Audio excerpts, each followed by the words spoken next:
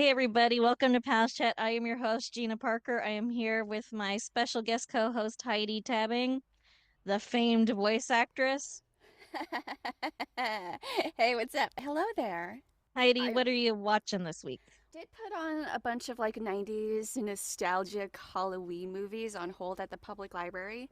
I've only got two in, and those are The Nightmare Before Christmas and Hocus Pocus. I have not watched them recently yet, but out of the movies that I put on hold, I have seen them most recently. The other two are Sleepy Hollow and Casper, which I haven't seen for years, so I'm looking forward to seeing those, and the other ones are just, comfort nostalgic Halloween movies, not terribly scary, fun family sort of stuff. I have not watched them yet because I'm gonna wait a little bit closer to Halloween to start those. But while I was at the library, I did pick up some other movies. I picked up Downsizing, Dungeons and Dragons: Honor Among Thieves, and Indiana Jones and the Dial of Destiny. And I watched Downsizing yesterday, and it was kind of a strange movie. It wasn't what I was expecting out of it. I'm like, I don't know where this movie is going. Have you seen it? You know I have a fear of miniature people. Right, you do. It, I'm sorry. it's my irrational fear, but so I didn't watch it, but you can talk about it. I just will never watch it. Okay, yeah. Yeah, I thought it would be kind of fun and silly, sort of like Honey, I Shrunk the Kids, sort of a small person adventure. Then it just turned into a sort of a socio-economic, politically, whatever, you know. You know what I'm saying. Socio-economic, political, all of those things. And then it didn't really do that. And Hong Chow is in it. And I didn't realize, I'm like, wait, I know this chick. She's putting on like a really thick Vietnamese accent and a much higher pitched voice. And I have not seen The Whale, but I did see The Menu, and she was in Mhm. that, and that was not Yes. how she sounded. No, it's not. But yeah, I So don't did know. it throw you? Did it take you a while to realize with the accent? Yeah, I was like, she has to be in something I've seen. And then I went to IMDb and I'm like, oh, okay. It was a fun concept, but I don't feel like the concept itself was really grasped that well. And then it just kind of went off in a tangent. And the script felt like it wasn't as polished as it could have been. Later yesterday night, I watched Honor Among Thieves, and it was fucking fantastic. Have you seen it? That one I have seen. It's very fun. Yeah. What's his face? He was Michelle Rodriguez's ex-husband. Bradley Cooper. He was small. He was like half size. He was a halfling. Does that size bother you? That's fine. Okay. Halflings are fine. But but people small enough to like fit in your hand, I guess. Yeah, they're too fragile. Okay. Yeah, that's like one of my big fears. Like as a kid, like you'd see those commercials for Honey I Shrunk the Kids where like someone's Mhm. about to eat their mom on some Oreos because the mom's on some Oreos or like Uh-huh. put their hand down somewhere and kill someone. And I know it's like action adventure, whatever, kids movie, but I was like, I don't want to kill someone I love. Yeah, no, that's perfectly fair. But anyway, back to the Dungeons and Dragons movie. It was really fun. I Before this year, I was not very well versed in Dungeons and Dragons lore until I played Baldur's Gate 3. And then I watched the movie, and I'm like, there's like an owl bear and a chubby dragon and a bunch of other, different races. I was like, this is fun. Like, I can kind of get some of it, and like the classes and everything. Even if you don't have any understanding of it, it's still a really fun movie. And then I heard that it didn't do very well, probably because it's a fantasy movie, and people are kind of iffy about that, unless it's like Lord of the Rings or Harry Potter. So I don't know. And I think it was like released on home video like very immediately. So I'm not sure if it was a COVID thing, but I remember watching it at home. Like it came Huh. immediately out.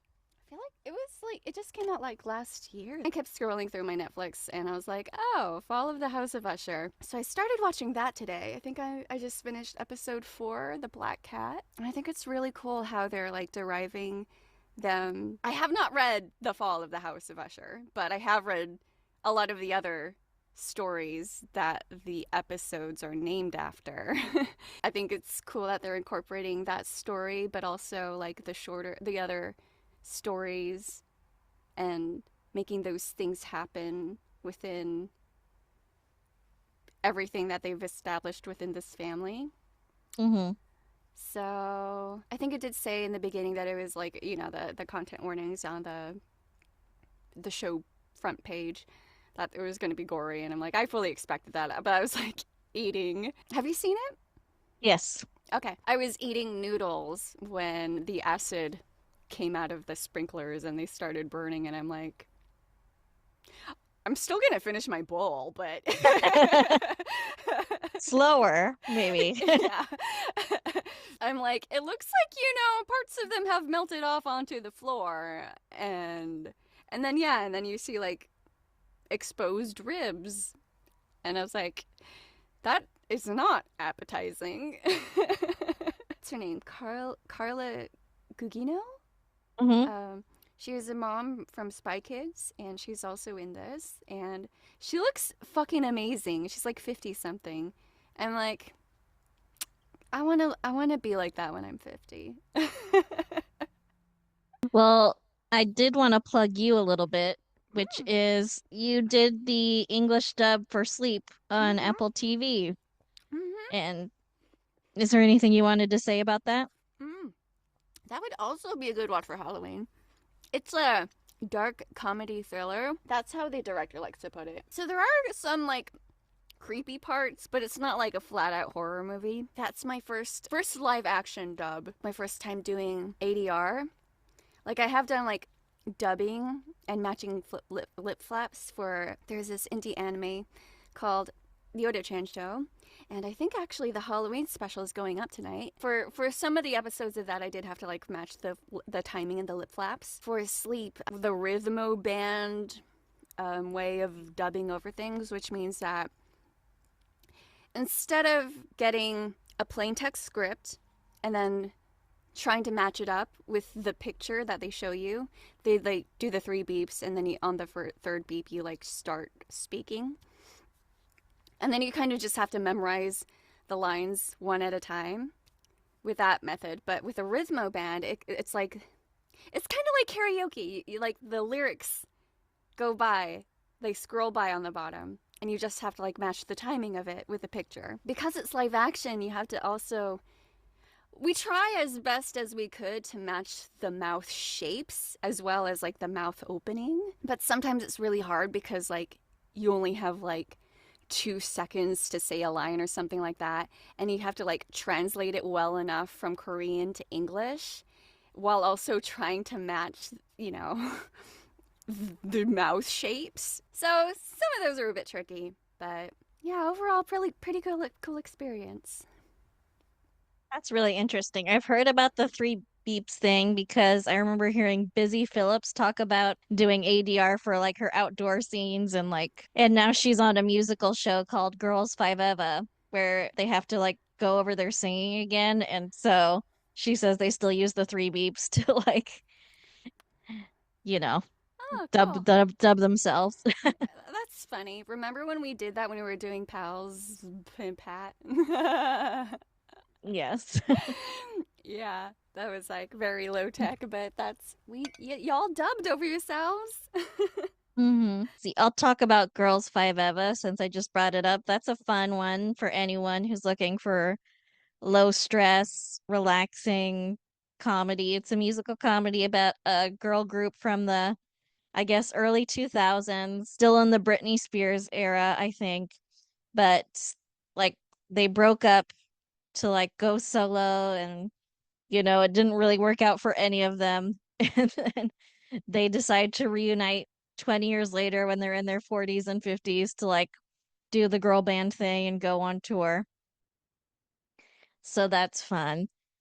you know, I think Brandy and Little Kim and some others were doing their own like drama version of that right around the same time Girls5eva was coming out. And it's like, oh, you guys should have been cast on Girls5eva and just because you guys are actually very good singers. So it would have been nice to see you succeed. For this weekend, a show called Somebody Somewhere is on HBO, which is a great slice of life kind of show. A woman who, never got married, never had kids, was living with her terminally ill sister, and then the sister passed. And then now she has to like figure out her next chapter. She also never really got her career started. And so she kind of like starts to find friends and find this little community singing, but it's not like a very plot driven series. It's very slice of life, kind of light and funny. So I recommend that one as well. Are you No watching worries. anything spooky? I watched the new Salem's Lot today and it was fine. I was watching the old one before we switched to the new one and I like that one better just for the 70s vibes, like old filmmaking styles. And I think on actual Halloween, I'm gonna probably watch either Epidemiology episode of Community, which is when all students on Community get bitten and start turning into zombies. And that's just a very fun episode, and ABBA is playing all the way through for no reason. And it's so fun, mindless fun. And then I probably also want to rewatch Haunted Mansion, which I think is an underrated Disney movie. Like the most recent one? Hmm. I have not seen that. I did see it. It was available at the library, but I was like, nah, I want 90s movies. I watched it on like a $5 Tuesday when it came out, Oh, okay. and it's better than you'd expect. It's Okay. fun movie. Premise is a guy who supposedly takes pictures of ghosts. He gets taken to a haunted mansion where he's supposed to like clear the ghosts out. He's a fraud. Turns out there's actually ghosts there, and so they have to recruit this whole team of people to defeat evil and save the day. And so Danny DeVito's in it, Owen Wilson's in it, Rosario Dawson, Lakeith Stanfield is the lead, and it's like a fun, cute Disney movie that I don't think got a lot of attention when it came out, but I'm like, oh, this is a good one. Okay, cool. Maybe if it's still at the library when I go back, I'll check it out. Do you ever have cravings for 90s nostalgic seasonal movies? Oh, sure. Like Thanksgiving every year I watch Home for the Holidays, which was 90s, I believe. 80s or 90s. Christmas, I watch everything Christmas, no matter what year it came out. And I think Valentine's Day, I think for a Galentine's Day, you and I binged a bunch of like rom-coms, and some of those were from the 90s, like While You Were Sleeping, or did we watch that one together? Hmm. Mm. So those kinds of things. All right, pals, let's begin our recap of 1980 on All My Children. Devon feels trapped in her marriage to Wally. She begins an affair with Sean and plans to leave Wally for him. Unbeknownst to Devon, Sean is also dating Sybil, and he's dating both of them at the same time. Sean tells Devon she'd never meant anything to him. He even begins dating Daisy. Devon begins drinking and putting her daughter at risk because she's so depressed. Wally learns about Sean and Devon's affair. He punches him out. Wally turns to Betsy for comfort and he begins to have feelings for her. Next, we have Erica, Tom, and Brooke. So, Erica's disco fails. She's in debt for thousands of dollars. She decides to ditch town and go to Hollywood. Tom and Brooke begin dating in the meantime. Erica, she doesn't make it in Hollywood. She can't get a role in any movie, so she decides to come back to town to win Tom. Brooke tells Tom to save his marriage. So they do. Erica and Tom get back together. Things seem good. And then Erica gets a secret modeling contract with Brandon Kingsley and doesn't tell Tom about it. And Tom's tired of Erica's scheme, so he leaves her. Tom and Brooke get back together. They plan a January wedding. Erica agrees to the annulment with Tom because she wants to date Brandon Kingsley. Then we have Link, Kelly, and Claudette. So Kelly is sentenced to the death penalty for killing Eddie. It turns out it was Claudette that did it. She was blackmailing him because she knew all the stuff he was up to. He decides to kill her. He drops the gun. She kills him. Link figures it out. He turn her in. She runs for it, gets into a car accident, and on her deathbed confesses the whole thing so that Kelly can get cleared. So Link and Kelly, they get married. They're happily ever after, but people keep harassing Kelly because of her reputation, because this was national news. So Link and Kelly decide to leave town and begin new lives. For years, Palmer told Nina that her mother, Daisy, had died in childbirth, but that wasn't true. She left him for a younger man. This was used to control Nina to keep her from getting married, but Daisy came back and did a seance to help Nina. Unfortunately, she decided to stay and go under the name Monique Johnville to stay close to Nina. So at the beginning of the year, Palmer has paid Cliff's ex girlfriend Janice to say Cliff was this terrible bad boyfriend. But Janice feels guilty and admits to Nina that she lied about Cliff. They get back together. Then Nina begins losing her eyesight, and it's a correctable problem if they do surgery immediately. But Palmer lies to Nina that her blindness is permanent so that he can break her and Cliff up. But Nina starts getting very depressed. She's not taking care of her diabetes because she thinks she's blind forever and she lost the man she loves. So Palmer hooks Nina up with some surgery that saves her sight, and she finds out Palmer's been lying to her and she could have lost her sight permanently. That makes her mad. In the meantime, she's been lying to Cliff about why she broke up with him. She says she never loved him.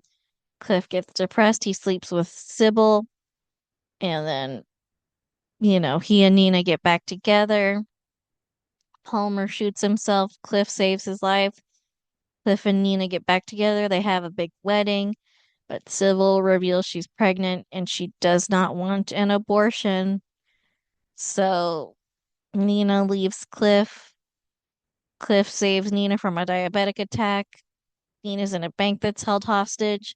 Cliff and Palmer work together to pay the ransom, but the hostages don't get released. So Sean has to save the day by macing the criminals, and Nina still won't forgive Cliff. Then we have Chuck, Donna, Palmer, and Daisy. Donna wants to have a baby with Chuck.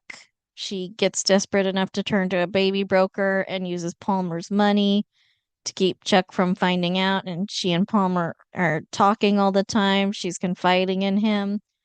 When Chuck does find out, he refuses to go along with a baby broker. So Donna is so upset not to have a child of her own. She moves in with Palmer, and Palmer keeps scheming to keep Chuck and Donna apart. He buys Donna a new wardrobe. He's taking her on trips all over the place. So Chuck and Donna get divorced. Palmer makes a pass at Donna, but she's like, oh, I'm still in love with Chuck. Chuck, meanwhile, is immediately trying to get back together with Tara, but Jim Jefferson is also in love with her. So Russ and Nancy were engaged. Russ tried to get super close to Carl to push Frank, his biological father, out of his life, and so that, Russ can be married to Nancy and Carl's father, but it doesn't quite work. Frank has a stroke and is in the hospital. Nancy decides to call off her engagement to Russ. Frank and Betsy begin dating, but Nancy's jealous. Frank and Nancy realize they're still in love, so they get married, and Betsy takes it like a champ. Then we have Phoebe and Langley. Phoebe and Langley got married even though Myrtle realized that Langley was the con artist Lenny Walsack.